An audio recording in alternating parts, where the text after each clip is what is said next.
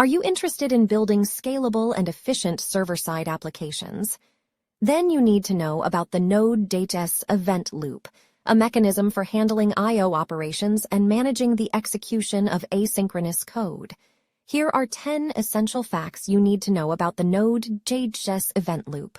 First, the event loop is crucial to Node.js, managing all I/O operations and asynchronous code execution. Second, the event loop is implemented using libov, a multi-platform support library with a focus on asynchronous I/O. Third, the event loop in Node.js is single-threaded, making it easier to reason about the behavior of the code. Fourth, the event loop uses an event queue to manage the execution of tasks. Fifth, Node.js provides several types of events that can be used with the event loop. Sixth, the event loop in Node.js is non-blocking, allowing other tasks to be executed while asynchronous operations are in progress.